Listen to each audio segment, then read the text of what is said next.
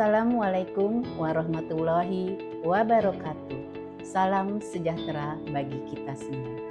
Perkenalkan, saya Suhaibah SPD MPD, Kepala Sekolah SDN Sudimara Timur, Kecamatan Ciledug, Kota Tangerang. Pada video ini, saya akan berbagi praktik baik tentang kegiatan observasi pembelajaran sebagai upaya meningkatkan kualitas proses belajar mengajar di kelas. Observasi tidak hanya bertujuan untuk menilai, tetapi juga sebagai sarana refleksi dan pengembangan kompetensi guru secara berkelanjutan. Mari kita simak bersama proses dan manfaat dari kegiatan observasi pembelajaran ini. Pembelajaran mendalam merupakan pendekatan yang menekankan pada pemahaman konsep secara bermakna, kemampuan berpikir kritis, serta keterampilan reflektif peserta didik. Untuk memastikan implementasi pembelajaran mendalam berjalan efektif, kepala sekolah memiliki peran strategis dalam melakukan observasi pembelajaran yang tidak sekedar menilai, tetapi juga membina dan memberdayakan guru. Kepala sekolah melaksanakan observasi pembelajaran secara terencana dan berkelanjutan dengan pendekatan supervisi klinis. Kegiatan ini dilakukan melalui 3 tahapan utama, yaitu pra-observasi, observasi kelas, dan pasca-observasi. Kegiatan ini bertujuan untuk meningkatkan kualitas pembelajaran melalui pendekatan pembelajaran mendalam, membantu guru mengembangkan praktik pembelajaran yang reflektif dan bermakna, serta membangun budaya kolaborasi dan perbaikan berkelanjutan di sekolah. Pada tahap pra-observasi, di tahap ini kendala biasanya belum terlihat di kelas, tetapi sudah bisa dideteksi dari perencanaan guru. Kendala yang muncul, pemahaman guru tentang pembelajaran mendalam masih terbatas. RPP atau modul ajar belum mencerminkan pembelajaran bermakna. Tujuan pembelajaran masih berorientasi hafalan, guru kesulitan merancang pertanyaan HOTS, serta belum ada rencana refleksi siswa. Hal ini terlihat dari jawaban guru saat diskusi pra-observasi masih umum, misalnya agar siswa paham. Kegiatan belajar masih dominan ceramah, tidak ada strategi untuk melibatkan siswa secara aktif. Peran kepala sekolah menggali lebih dalam dengan pertanyaan pematik, meluruskan konsep pembelajaran mendalam, memberi contoh konkret, misalnya perbedaan pertanyaan LOTS versi HOTS, serta membantu guru menyusun fokus observasi, misalnya bagaimana keterlibatan siswa. Intinya, pra-observasi menjadi kunci untuk mendeteksi kendala konseptual dan perencanaan sebelum masuk kelas. Siswa dapat mengumpulkan dan mencatat lokasi letak dari siswa atau di kelas dia. Siswa dapat membuat diagram datang dari data yang tersedia, dan siswa dapat membuat kesimpulan berdasarkan data dalam diagram datang. Itu kan dari sini, apa Sebenarnya sih kalau siswa dapat menjelaskan tentang sih, semoga bisa ya. saya diberikan siswa ini langsung dikumpulkan dengan data atau itu namanya apa ya? Metode apa ya?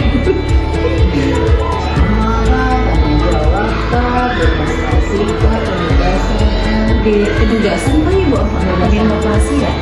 Demokrasi ya? Iya. Ini caranya seperti itu sih bu. Kalau misalnya anak-anak itu maju, nah enggak, dia tetap duduk di meja, terus nanti saya kasih kartu, satu soal yang duduk di meja.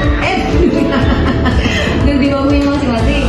Terus nanti saya kasih kartunya satu-satu, satu siswa satu kartu, suruh menuliskan hobinya. Atau nanti di Aplikasinya anak belajar mata kan ada 2 jenis, dan juga tentang data.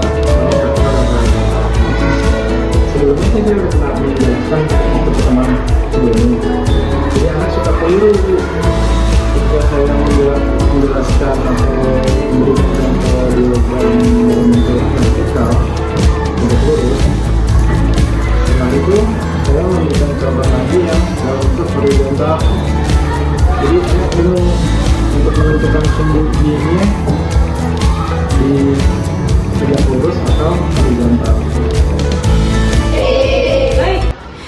Pada tahap observasi atau pelaksanaan di kelas. Di tahap ini, kendala terlihat secara nyata dalam praktik pembelajaran. Kendala yang sering muncul: 1. Pembelajaran masih berpusat pada guru. 2. Siswa pasif atau hanya menirukan. 3. Pertanyaan guru masih rendah yang bersifat hafalan. 4. Tidak ada eksplorasi atau diskusi bermakna. 5. Guru bersulitan mengelola perbedaan kemampuan siswa dan waktu habis untuk penjelasan sehingga tidak sempat refleksi. Hal ini terlihat dari guru lebih banyak berbicara dibanding siswa. Siswa tidak mampu menjelaskan konsep dengan bahasa sendiri, aktivitas belajar tidak menuntut berpikir kritis, dan hanya sebagian siswa yang aktif. Peran kepala sekolah mengamati dengan fokus, mencatat bukti konkret, serta melihat proses berpikir siswa, bukan hanya hasil akhir. Intinya, observasi menjadi tahap untuk membuktikan kendala nyata dalam praktik pembelajaran.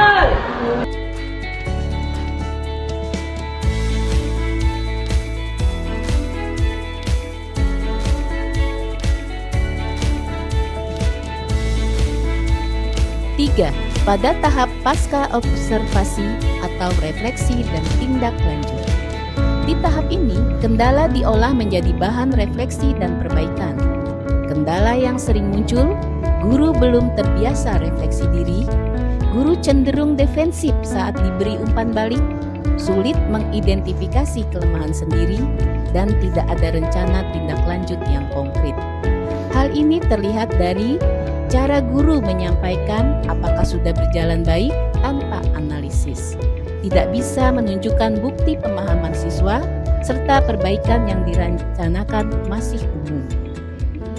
Peran kepala sekolah dalam hal ini menggunakan pendekatan reflektif, bukan menghakimi, mengajukan pertanyaan terbuka seperti bagaimana Bapak Ibu mengetahui siswa sudah memahami, menunjukkan data hasil observasi sebagai dasar diskusi, serta membantu menyusun langkah perbaikan yang spesifik dan realistis.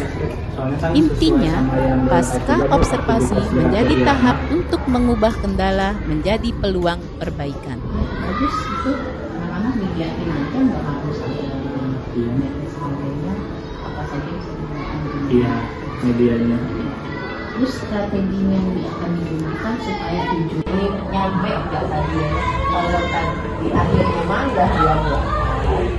Jadi pematiknya bisa menggunakan ukuran sepatu atau warna kesukaan. Maksudnya seperti itu Mbak Nudin. Jadi siapa yang suka warna merah, hijau, kuning, biru, tuh.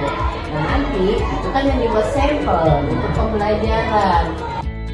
Kendala pembelajaran mendalam sebenarnya bukan hambatan yang berdiri sendiri, tetapi bisa dideteksi sejak awal pada masa pra-observasi. Hal ini terlihat jelas saat praktik saat observasi dan diselesaikan melalui refleksi dalam pasca observasi. Peran kepala sekolah sangat penting sebagai fasilitator pada pra-observasi, pengamat yang objektif di observasi, serta coach reflektif pada pasca observasi.